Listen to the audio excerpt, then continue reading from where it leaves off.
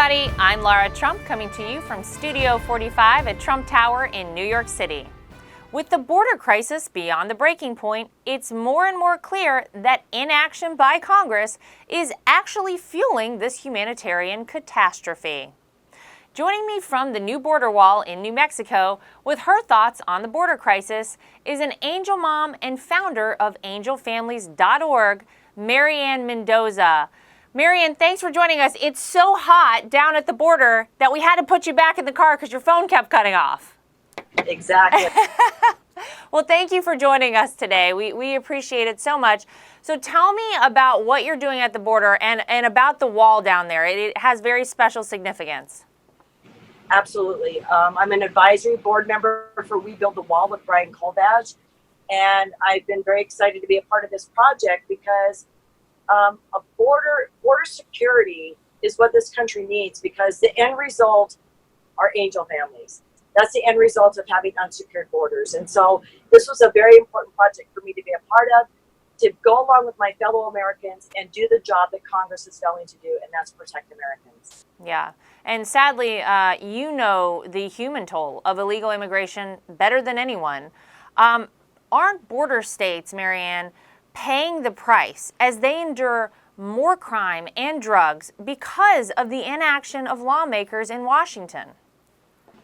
They're inundated with these illegal aliens coming in. They're overwhelming the detention centers, the food supplies, the hospitals. Everything is being inundated in these border cities and states. However, a lot of these illegal aliens are being flown to the interior of the United States. So it's almost as if every state is now a border state in our country because of the inaction of Congress. Yeah, it's really scary stuff. Obviously, the president is fighting every single day to try and fix this problem. A new Gallup poll shows a record high 23% of Americans say that immigration is actually their top concern, and 26% say that the government is the problem. Now, don't you think more people understand that we have a crisis now because of President Trump's unwavering commitment to fix it and address this problem and talk about it like we know he does all the time? Absolutely. I mean, he talked about it through his whole campaign. He is the only person who brought this issue to light and wasn't afraid to talk about it. And that's what was so appealing about him to the American people, because the issues that our politicians want to sweep under the rug and act like they don't exist is the very things that President Trump talks about. Yeah. This money for border security has been earmarked since the Reagan years. And when you think about the decades that our congressional leaders have been sweeping this under the rug, refusing to address it, and President Trump kind of brought them to task and said, now's the time to do it. And we have got to stand behind him. Unfortunately, you have the ACLU and you've got all of these pro-illegal groups that constantly file lawsuits that prevent our great president from getting the job done that he promised us he'd do. And if these people would just move out of the way and let him do the job to make America safe again, it would be happening, and we wouldn't be in the middle of this crisis. Yeah, that's right. He's ready to do something now. He just said the other day, he thinks that if Congress wanted to do something about this, if they came to the table, they could get a solution in 15 minutes, but they want to play politics. And it's shocking, but the Mexican government has actually done more in 2 weeks to combat the border crisis than Congress has done in years. What did you think of the president's plan to impose tariffs on Mexican goods in order to force their hand? Because I thought it was rather brilliant. It was, and look at what it's done. I mean, we've had some of our reporters on the other side of this mountain here where we've built a wall where there's a gap between the DHS wall and the mountain that we've built up to. And they said federales are there, the Mexican Marines, and they're stopping the illegals from coming across the border. So obviously his plan works. He's a brilliant man. He knows what he's doing. And I trust in him 100%.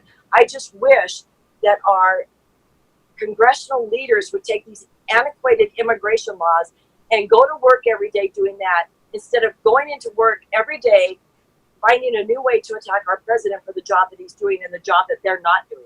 And that's what the American people need to understand. These congressional leaders that we pay their salary to are not doing their job.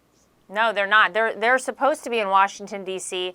to represent all of us around the country. And unfortunately, they're more interested in appeasing Nancy Pelosi than their constituents around the country.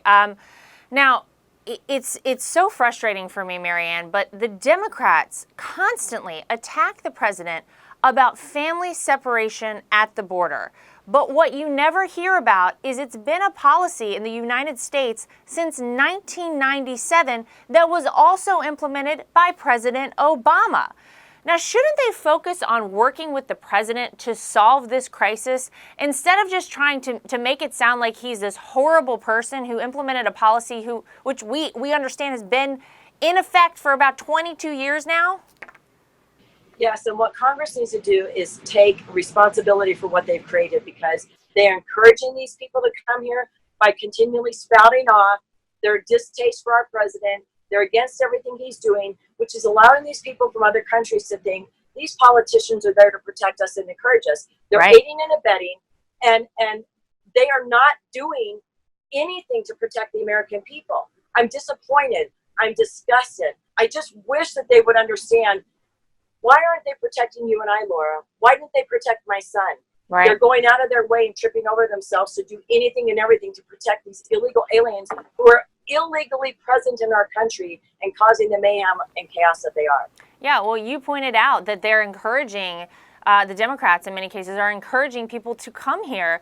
They also are big proponents of sanctuary cities, sanctuary states. We now see that California is funding health care for illegal immigrants. They understand, I think the sad thing is that people come and make this dangerous, treacherous journey where many die. A third of the women are sexually assaulted on their way up. We just saw this horrific photo of a father and his daughter drowned trying to cross the Rio Grande. And it's thanks to the Democrats for saying, you know what, here's some great incentives to come on over to the United States. And to your point, we're going to be here to protect you whenever you get to the U.S.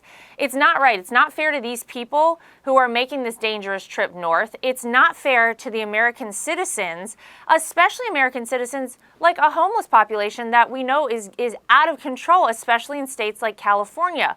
Why aren't we taking care of our people first? But sadly, this is the new reality with the Democrats. I think the good news, Marianne, is that the majority of Americans, I think, understand why the president is so strong in this. And don't you think they feel like he is out there fighting for us every single day, especially on this issue? Absolutely. And at what point do we place responsibility on these illegal aliens who are crossing the Rio Grande with their small children? There has to be blame placed on the person who's creating that catastrophe from happening, that terrible thing from happening. But this whole thing, I was watching yesterday where congressional leaders were berating our Border Patrol and asking them, why aren't you providing toothbrushes and soap?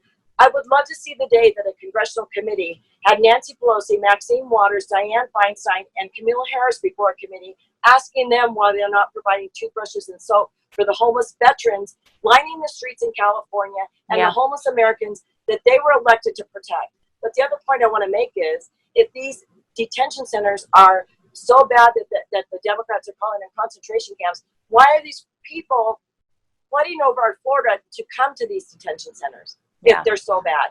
They're 10 times better than their living conditions from where they're coming from. The hypocrisy never ceases to amaze, does it? On so many fronts. But Marianne, thank you for joining us. I'm sorry we had you out in the heat. We couldn't get you right in front of the wall because your phone was breaking. But thank you so much for the great support for the president, and thank you so much for being with us today. Thank you, Laura. I appreciate it. The American people know President Trump is 100% committed to solving the border crisis. Now it's time for the Democrats in Congress to step up to be a part of the solution before more American families pay the price for their inaction. That's the real news for today. I'm Lara Trump from Studio 45 at Trump Tower in New York City. Thanks for joining us, everybody.